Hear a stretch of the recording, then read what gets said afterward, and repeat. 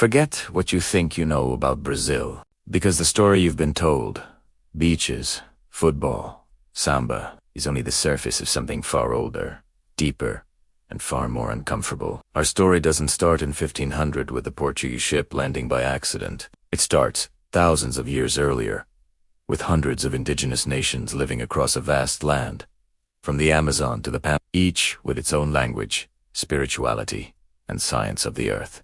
They weren't tribes living in the wild. They were civilizations, with agriculture, architecture, and trade networks long before Europe even knew this continent existed. Then came the ships, white sails on the horizon, carrying men hungry for gold, land, and glory. The colonizers didn't discover Brazil.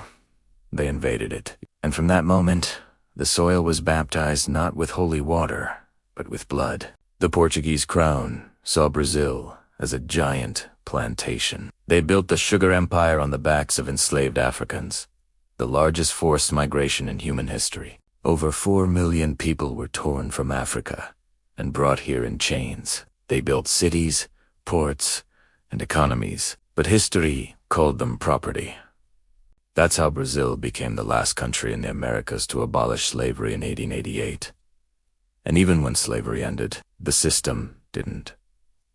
The power stayed in the same hands. The land, the money, the laws, all designed to serve the few and control the many. That's the silent architecture of inequality that still defines Brazil today. Then came the republic, the coups, the dictatorships. Brazil's democracy was born fragile, interrupted by tanks and generals more than once. The 1964 military regime sold the dream of order and progress, but left behind torture chambers, censorship, and economic dependence. When the dictatorship ended in the 1980s, Brazil promised change, but globalization came fast. The industries grew, the cities exploded, and the Amazon was burned for profit. We traded sugar for soy, gold for oil, and silence for survival. And yet, in the middle of all this, Brazil never lost its pulse. Because resistance here is culture. The same rhythm that beats in the samba, the funk, the maracatu,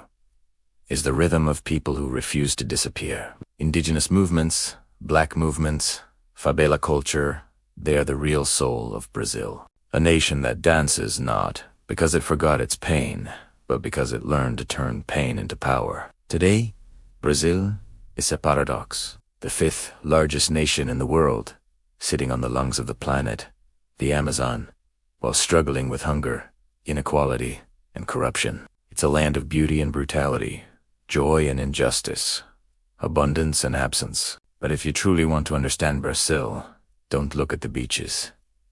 Look at the people, at the hands that build, the voices that sing, and the stories that were never written in school books. Because Brazil isn't just a country, it's a question. How can a place so rich be made to feel so poor? And how long until the world listens to its real history? This is Brazil, not the fantasy.